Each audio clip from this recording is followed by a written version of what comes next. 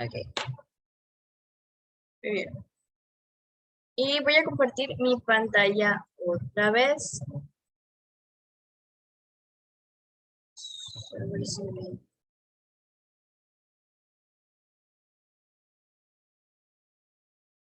Ahí está.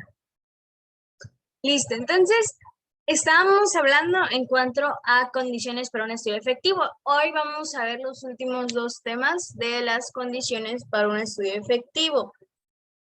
Y hablábamos acerca de, primero, los horarios y los planes, en cual los horarios su gran importancia y las pautas para elaborar un horario, que es un plan panorámico, que es un plan completo para el semestre escolar o para el año. Un ejemplo de plan panorámico, que también son preguntas de examen, que son los cursos de radio y televisión, que es un horario semanal, veíamos también. Y la importancia del horario semanal y cómo nos ayuda a poner en horas de estudio, acomodarlo correctamente para poder tener las horas necesarias. Estamos haciendo nuestro plan semanal y habíamos dicho que responderíamos a las preguntas si hay horas que no se utilizan para un propósito en específico y si las actividades esenciales que puedan reorganizarse se puedan reorganizar para disponer de más tiempo para estudiar. Hablamos del tiempo para estudiar, en cuáles son los dos limitantes, que también es pregunta de examen. Una es que tengamos muy poquito tiempo para estudiar porque menos de media hora es completamente ineficiente. Y también decíamos que el número máximo de horas que una persona debe estudiar al día, que no debe pasarse de 3 horas sin un descanso. Y nuevamente, yo sé que tú te lo sabes, Oscar. ¿Cuánto tiempo un estudiante de tiempo completo debe estudiar a la semana? Me lo puedes escribir por el chat. ¿Cuál es la respuesta correcta? ¿Cuánto tiempo?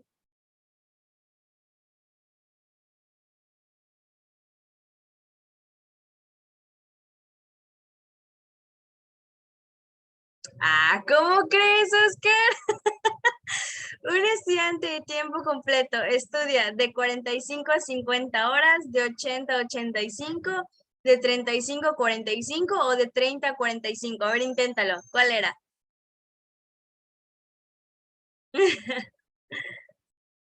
Es de 35 a 45 horas. Y el de medio tiempo, ¿cuánto tiempo es? 10, 35, 45 o 20 horas. Sí, efectivamente es la A. Son 10 horas que un estudiante de medio tiempo estudia. Muy bien. Hablábamos de cuánto tiempo se debe estudiar en la semana, que pues si nosotros tenemos, por ejemplo, 10 horas, es mejor estudiarlo dividiéndolo en la semana que estudiándolo todo en un día, ¿no? Es importante que todas las horas que nosotros estudiemos podamos dividirlo todos los días de nuestra semana para que pueda ser más eficaz. Y hablábamos que un estudio ideal es mejor cuando es temprano en la mañana. Sin embargo, no todos pueden recurrir a estudiar temprano en la mañana, ya sea por otras actividades. Entonces se puede hacer un estudio por las tardes. Habíamos dicho que las cosas más complicadas se dejen a la mejor hora de estudio y que si aún es complicado, que iniciemos nuestras primeras sesiones de trabajo con algo corto y fácil y luego ir por el estudio más difícil. Y todos los estudios se deben iniciar con un repaso, que es lo que estamos haciendo, y pues debemos descansar también. Es importante el descanso, que ese fue el último tema que vimos el día de ayer, que en el descanso debe también estar la parte recreativa y las horas de sueño. Y que en nuestro horario debemos programar también tiempo para descansar y despejarnos, pero que no debe ser algo que también evite que nosotros estudiemos, sino que el descanso va a ayudar a que nosotros podamos seguir aprendiendo, no lo va a evitar. Entonces tenemos que programar bien nuestros descansos. Hablábamos que también hay que tener cuidado a qué hora ponemos nuestros descansos, que no vaya a ser que lo pongamos a la hora de una actividad social que nos distraiga cuando estemos estudiando. y que debemos adaptar nuestros descansos a nuestras horas de aprendizaje en la escuela, que es como ahorita que estamos aprendiendo en estas 2 horas, y debemos alternar nuestro descanso con nuestras horas de estudio. Entonces, esa es la pregunta para empezar la clase de hoy. El descanso. Idealmente las horas de estudio deben ser A, en la mañana y en la tarde, B, en la noche, C, en las mañanas, D, en la tarde. ¿Cuál es la respuesta correcta? Pueden escribirlo por el chat. No, no es una pregunta confusa. Ahorita se los voy a explicar. No es a ver, otro intento. Es la C, exactamente, porque sí es cierto, el libro, aquí hay que tomar mucho en cuenta. Cuando nosotros presentamos algo en el examen, a veces nos van a preguntar cosas muy específicas del libro. Y sí, podemos estudiar tanto en las mañanas y en la tarde. Nicole está también en lo correcto. Sí podemos estudiar en las mañanas y en la tarde porque el libro de texto decía que idealmente las horas de estudio deben ser en las mañanas, pero si no se puede, pues se estudia en las tardes. Entonces, prácticamente su respuesta está bien, sin embargo, es una pregunta trampa. ¿Por qué? Porque solo nos está preguntando cuándo el libro dice que es idealmente estudiar. Entonces, la respuesta correcta es en las mañanas porque es lo único que dice el libro. Desde aquí sí hay que tener mucho cuidado porque los exámenes, creo que ustedes ya han presentado antes exámenes, suelen ser así. Te confunden a propósito porque prácticamente las respuestas son correctas, como la A y la C, las respuestas son correctas, pero solo puede haber una. Entonces, sí hay que ser muy, muy específicos, por eso es importante que leamos y seamos muy cuidadosos en esa parte, porque sí, las 2 respuestas son correctas, pero la que van a tomar en cuenta es, por decirlo así, la C, porque es lo único que al principio dice el libro, que es idealmente las horas deben ser en la mañana, pero el libro después menciona que si no puedes en la mañana por tus actividades, es bueno que lo hagas en la tarde. Entonces, pues vamos a tomar mucho en cuenta esto. Muchas gracias por su participación de ambos. Vamos a continuar. El tema del día de hoy, vamos a continuar con el descanso. No hemos terminado de ver esta parte de lo que es el descanso. Dice que las horas normales de estudio reducen el riesgo para el estudiante. ¿Por qué? Cuando nosotros nos adaptamos a esas horas de estudio, que como nos comenta el libro, como lo son 10 horas a la semana o 35 para un estudiante de tiempo completo, eso quiere decir que nos estamos adaptando al tiempo correcto para estudiar. ¿El riesgo a qué se refiere? El riesgo se refiere a no aprender correctamente y a no fallar en nuestra escuela o en el ámbito educativo.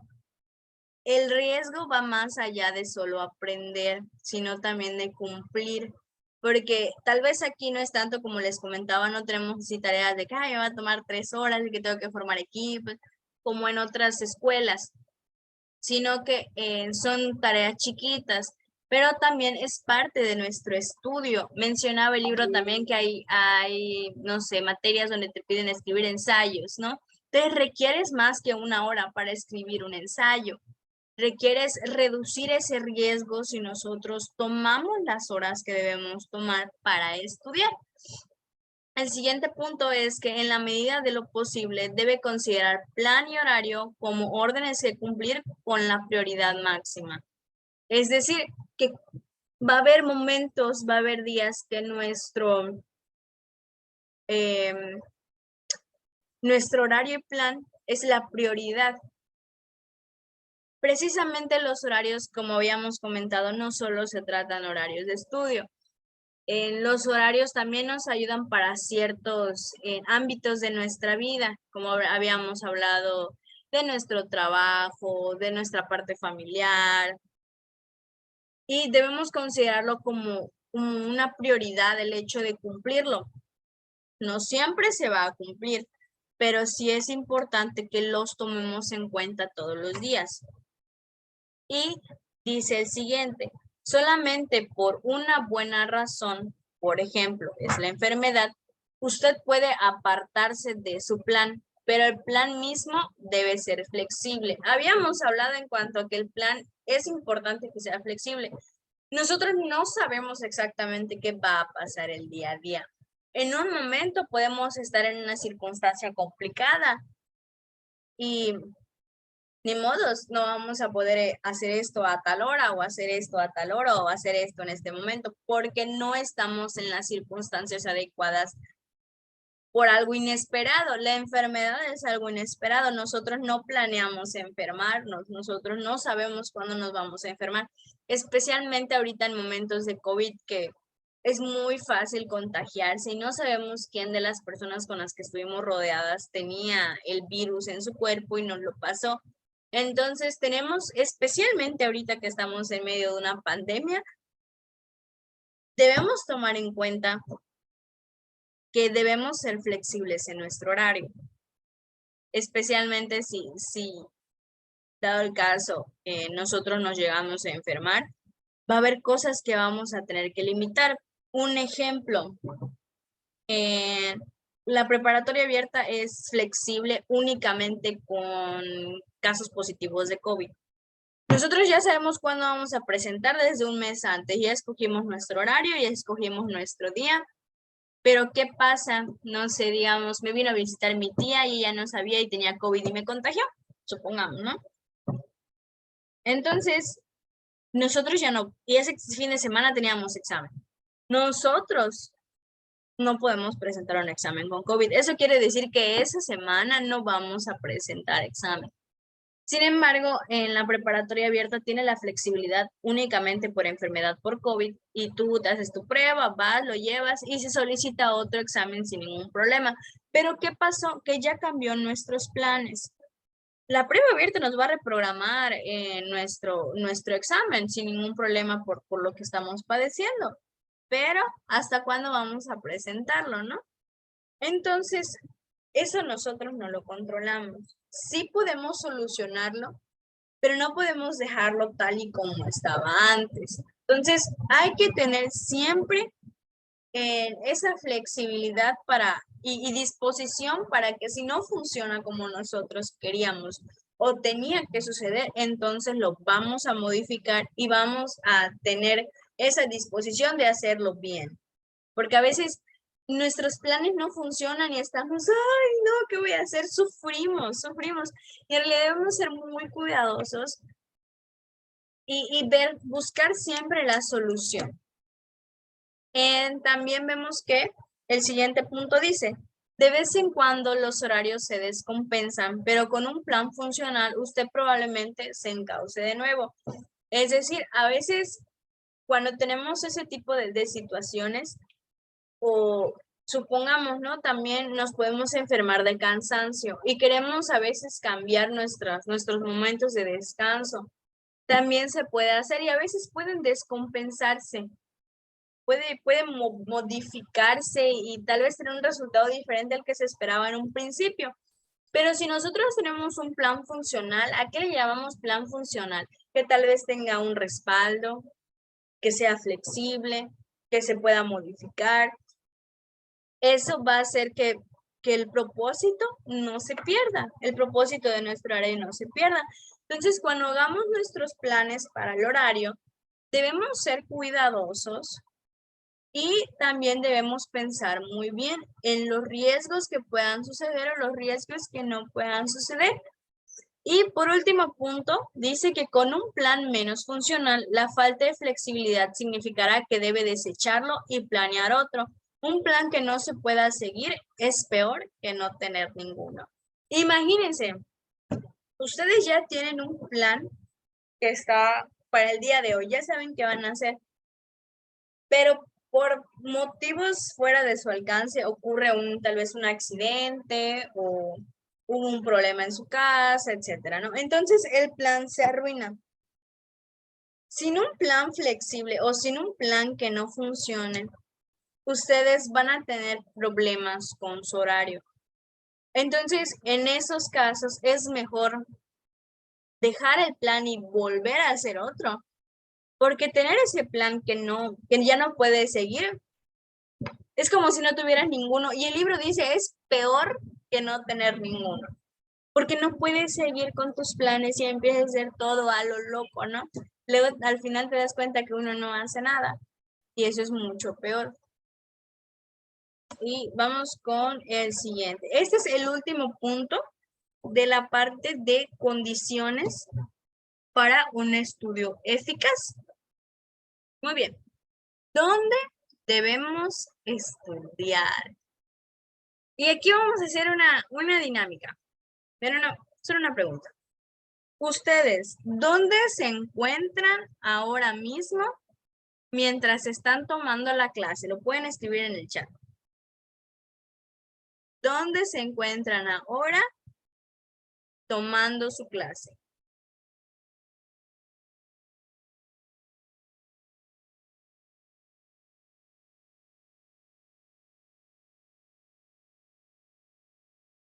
Ok, Oscar nos dice que está en una mesa de su cuarto.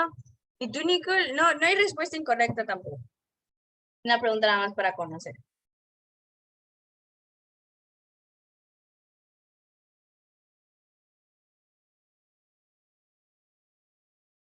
Muy bien. Yo estoy en el escritorio de mi habitación. Aquí es donde normalmente hago mis estudios. Pero vamos a conocer que según metodología del aprendizaje, nos dice que debemos tomar en cuenta para escoger un lugar. ¿Ok? Está en la mesa de su casa, de su abuelo. También es válido. Cualquier lugar donde nosotros sepamos que nos vamos a concentrar es válido. Y precisamente es lo que dice esta parte de las pautas para escoger un lugar para estudiar. Y vamos a continuar. ¿Dónde estudiar? Es muy importante que tomen en cuenta lo que va a decir a continuación, porque lo que vamos a hacer es analizar el lugar en donde estamos estudiando. Dice, ¿dónde estudiar? La elección del cuarto para estudiar puede ser tan crítica como la de cuánto estudiar. Es decir, en metodología del aprendizaje es muy importante dónde vamos a estudiar, no solo cuánto tiempo, sino dónde vamos a estudiar. Dice que porque estamos fuertemente influenciados por lo que nos rodea y la elección cuidadosa del lugar puede crear en nosotros una actitud positiva. Y esa va a ser la primera actividad. Van a sacar su celular, una libreta, un lápiz, lo que ustedes tengan. Yo tengo aquí mi libreta. Y van a poner primero en el título la pregunta ¿qué me rodea?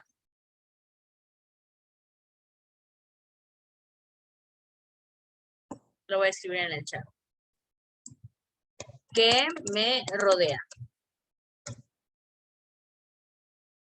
Lo van a escribir en su teléfono, si se les hace más fácil, en una hoja, y van a escribir ¿qué me rodea? ¿Ok? Debajo de esa pregunta vamos a enlistar todo lo que vemos a nuestro alrededor. ¿Ok? Entonces vamos a tener 3 minutos. Y lo voy a poner en mi teléfono un temporizador. 3 minutos. A ver, para poder escribir todo lo que veamos que nos rodea. Permítanme tantito, voy a poner el temporizador 3 minutos. Entonces, ¿se entendió la instrucción? Vamos a escribir la pregunta y abajo a enlistar todo lo que veamos que nos rodea ahora mismo. Incluso personas. Si vemos que alguien nos está rodeando, no sé, mi abuelito, mi mamá, mi hermano, mi sobrino, si está alrededor de nosotros, también hay que incluirlo. ¿Se quedó clara la instrucción de ahorita?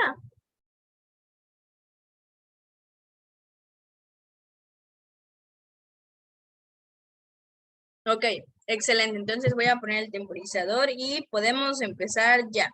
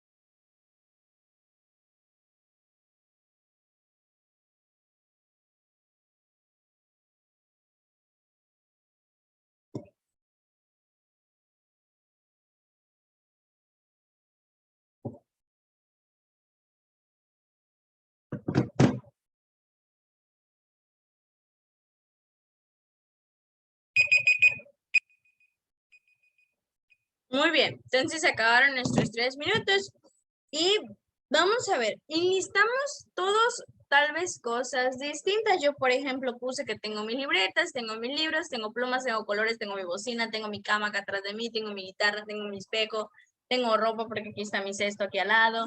Bueno, puse muchas cosas, tengo mi ventilador que por cierto no me da, ya a veces me da calor.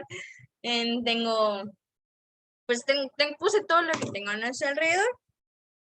Y vamos a ver, ¿cuántas de las cosas que enlistamos?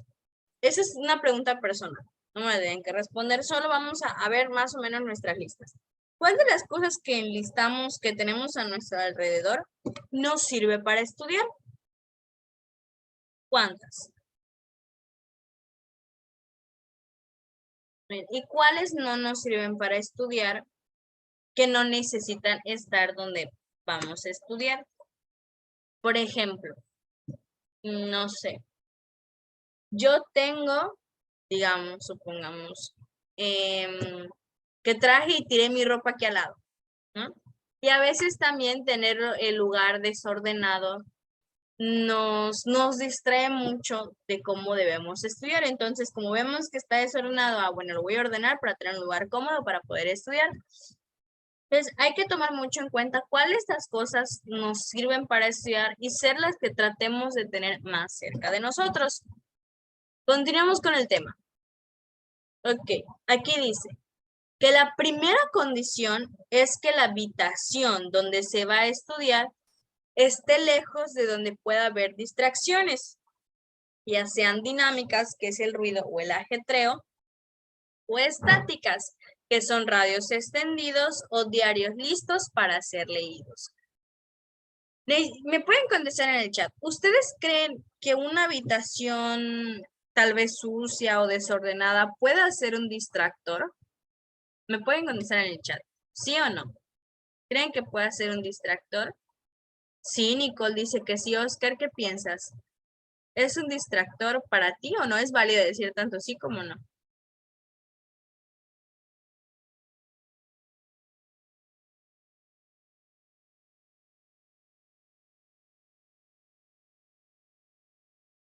Bueno, puede ser, pero en lo personal para Oscar no es algo que pueda causar distracción. Sin embargo, algo, díganme, ¿ustedes creen que el que haya mucho ruido, ya sea que, no sé, estemos, bueno, por ejemplo, yo en lo personal vivo en una avenida y si abro mucho tiempo mi ventana, se escucha cómo pasan los coches y cómo pitan, o tal vez el hecho de estar estudiando y haya una fiesta y se escuche toda la fiesta. ¿Creen que esa sí sea una distracción o no? También es válido decir tanto sí como no. ¿Qué consideran ustedes? Pueden escribir por el chat.